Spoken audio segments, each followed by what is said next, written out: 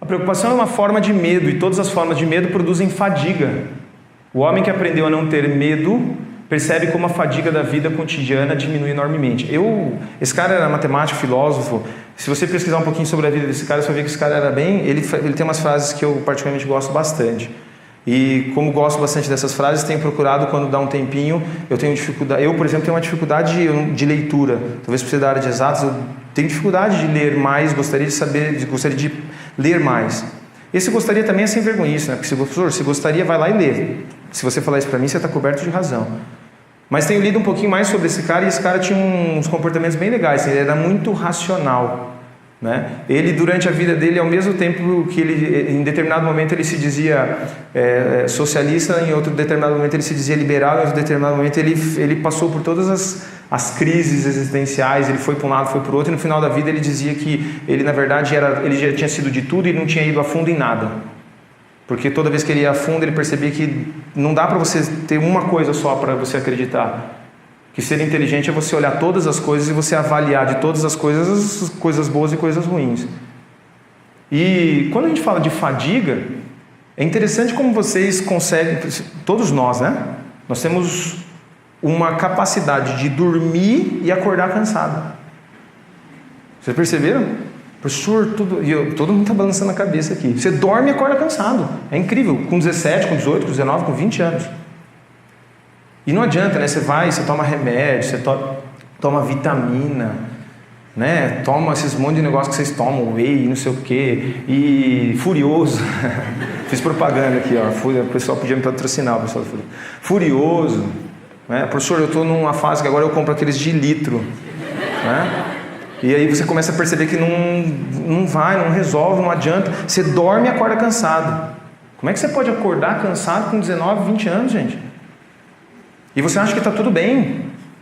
Você não se incomoda com isso, não, professor, mas o negócio é eu estudar. O negócio é estudar. Não está funcionando mais isso. Você está percebendo que não está funcionando. Então sai dessa confusão, olha um pouquinho as coisas de fora. Você não pode aceitar com 17, 18, 19, 20 anos dormir e acordar cansado. A preocupação causa fadiga, você cansa, porque você não percebe que a tua cabeça, ela te cansa mais do que o teu corpo. Eu faço uma proposta para vocês. É só brincadeira. Eu pago uma semana na praia, só que você tem que dormir tarde e acordar cedo. Professor, fica tranquilo que eu sempre faço isso. Você não precisa nem me pedir. Termina a primeira semana, eu pago a segunda semana na praia, você dormindo tarde e acordando cedo. Você fala, não, professor, estou muito cansado, não quero. Nenhum de vocês fala, professor, estou inteirão, não preciso nem dormir. Por quê? Porque a tua cabeça está tranquila, você está descansando, você está de férias. Você não está pensando, você não está se preocupando, você está se divertindo. Suzuki, então o negócio é parar de estudar e ir para a praia? Não. O negócio é você conseguir se divertir tanto quanto você se diverte na praia, estudando, trabalhando, produzindo. Porque a tua vida, os teus 12 meses, e vocês ainda são privilegiados.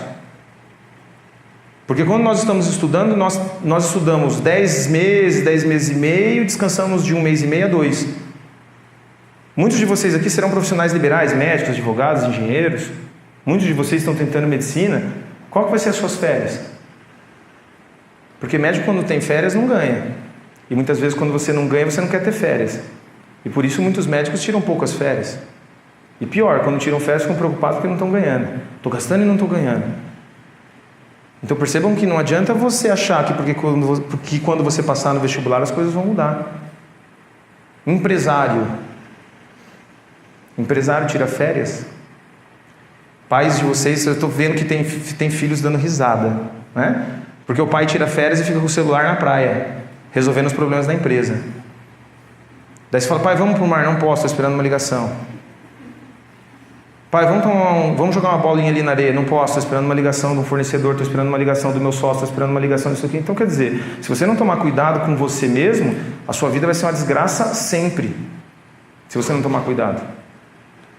Se você não perceber que tem hora que a tua cabeça precisa descansar, que você não tem que se preocupar com tudo e que não dá para ter controle sobre tudo, você vai ficar o tempo todo fadigado. Por isso que nós temos muitas vezes pais que se orgulham de fazer o quê? Chegar no final do dia, deitar no sofá e falar, estou quebrado. Hoje foi bom. Por quê? Porque eu me arrebentei de trabalhar. Não consigo fazer nada mais. Se você trabalhou tanto a ponto de você chegar no final do dia e não conseguir se divertir de tanto que você trabalhou, por que você trabalhou tanto? que você vai fazer com isso? Professor, então o negócio é eu estudar até umas 3, 4 horas da tarde? Não, você vai estudar até as 8h30, você vai estudar até as 9, você vai se preocupar menos. Você vai se preocupar menos. Vocês vão entender do que eu estou falando na última frase, no último slide que nós vamos ter, desse mesmo cara aqui. Não é dele. Bom, a gente chega lá. Eu li bastante coisa. Não é? Então vamos lá. A razão pela qual a preocupação mata... essa aqui, não é o último não. Professor, você não decorou seus slides. Não decorei. Olha lá cá. A razão pela qual a preocupação mata mais pessoas do que o trabalho é que as pessoas preocupam-se mais do que trabalham. Isso aqui é para a gente parar um pouquinho para pensar, né? A razão pela qual a preocupação mata mais pessoas do que o trabalho é que as pessoas preocupam-se mais do que trabalham. Você está mais se preocupando ou mais estudando? Você está produzindo ou você está pensando? Pensar é importante, planejar é importante, organizar é importante, mas o tempo todo? Há algum tempo que os alunos têm percebido que planejamento e organização faz toda a diferença. Por isso que hoje, basicamente, alunos bem interessados sabem que precisam se planejar, sabem que precisam fazer planilhas de estudo, sabem que precisam se organizar. Daí o aluno faz um planejamento dia 19 de fevereiro. Quando entra em março ele já fala, professor, não está dando nada certo, preciso mudar tudo. Aí você muda. Quando dá no meio de março ele fala, professor, já preciso mudar de novo. Quando dá no meio de abril, professor, já preciso mudar de novo.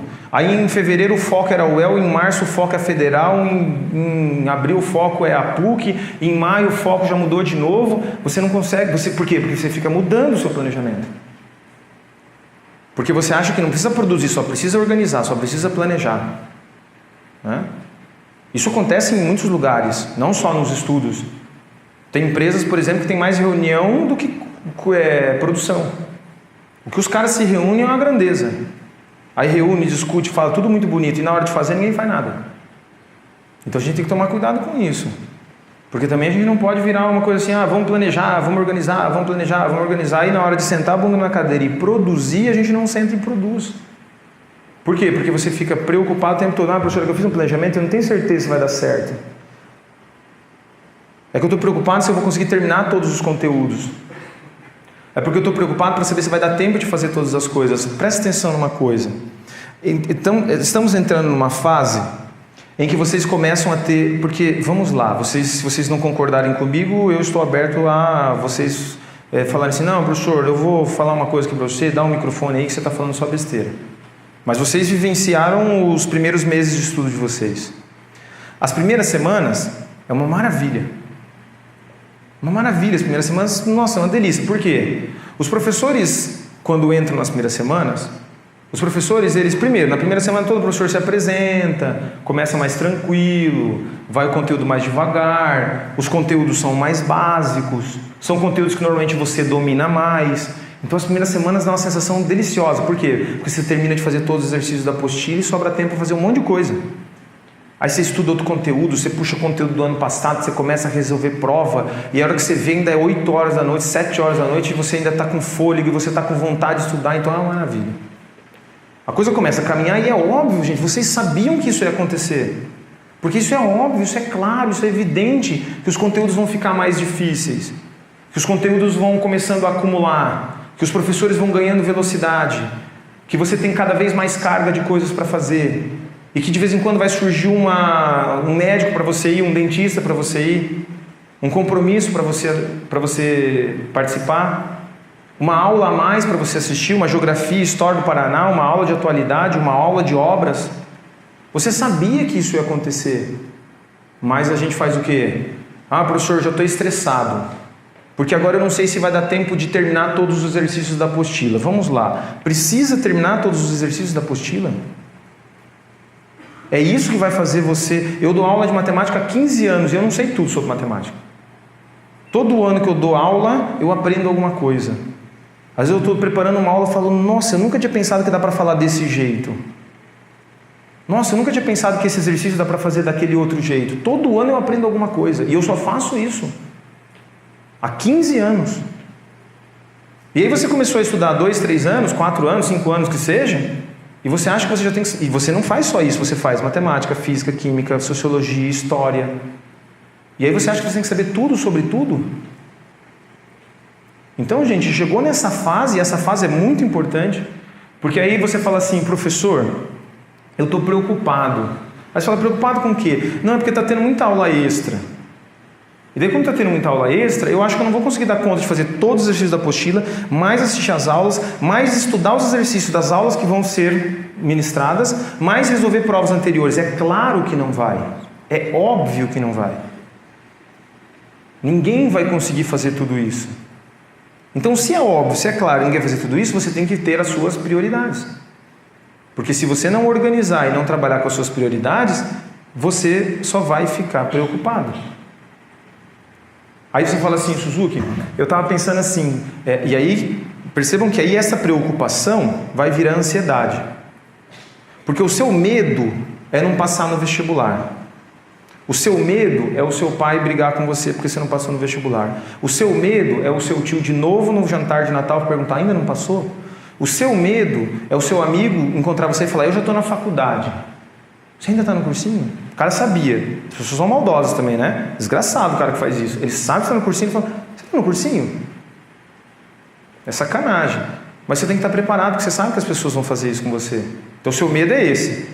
Daí quando você percebe que você colocou na cabeça uma coisa que não existe, que é terminar o ano e esgotar os exercícios da apostila, você colocou isso na cabeça porque eu tenho a tendência a achar, gente, que é justamente porque o nosso subconsciente busca uma desculpa. Como você sabe que não vai conseguir, se você colocar na cabeça que você tem que fazer isso, você tem uma desculpa. Você fala, eu tinha que fazer isso, não consegui, então por isso que eu não passei. Agora, até quando você vai ficar fazendo mal para você mesmo? Se você tem certeza que não vai dar tempo de fazer tudo, porque você tem que assistir algumas aulas. Aí o aluno fala assim, professor, eu estou muito preocupado. Eu falo, por quê? Não, sabe esse assunto de matemática? Sei, foi o que nós trabalhamos hoje. Então, para eu conseguir fazer isso, eu percebi, pelo que você falou na aula, que eu tenho que estudar um conteúdo anterior. Tem uma parte ali da matemática básica, que se eu não estudar, eu não vou conseguir entender isso. Tá, então, o que você vai fazer? Então, mas se eu for estudar isso, aí eu não consigo terminar os exercícios. Gente, olha como a gente tem um pensamento completamente irracional. Como que você vai terminar esse exercício? Aí como que vocês terminam? Aí a gente é sem vergonha, porque a gente termina como? A gente dá uma olhadinha no gabarito. Aí, como que eu vou chegar na E? Aí você nem sabe como, mas chegou na E. Né? Quantas vezes que você pega os números que tem no enunciado e você começa a fazer conta? Aí você fala, por que você está fazendo essa conta, professor? Não me faz pergunta difícil, estou fazendo conta. Matemática não é fazer conta? Então vamos fazer conta. Aí uma hora você chega na letra E. A hora que você chega na letra E, você fala assim, ufa. Aí você faz aqueles negocinhos assim, né? Caneta colorida. Você faz o negócio e fala, esse foi. Se cair de novo, você vai acertar? Aí você vai falar, professor, se cair na hora do vestibular, como no vestibular, infelizmente, eles não dão o gabarito, né? O fiscal não dá o gabarito, incrível, né?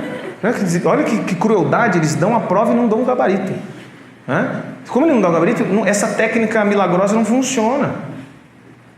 Então é óbvio, é claro que se você tem que fazer, para fazer esses exercícios, você tem que estudar esse conteúdo, você vai estudar primeiro esse conteúdo. Professor, mas é que nessa aula tem 30 exercícios. Se eu voltar para estudar esse conteúdo, eu só vou conseguir fazer 10.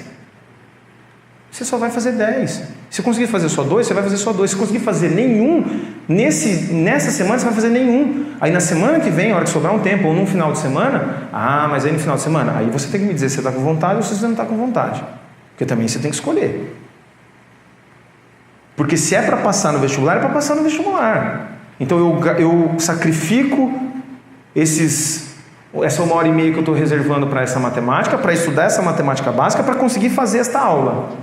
Professor, mas aí acabou meu tempo. O que eu faço? Aí eu falo, bom, então no domingo, eu vou acordar lá umas 9 horas, 10 horas, sei lá, e vou gastar 1 horinha pelo menos, para fazer pelo menos uns 5, 10 exercícios. Daí você está sendo honesto com você mesmo.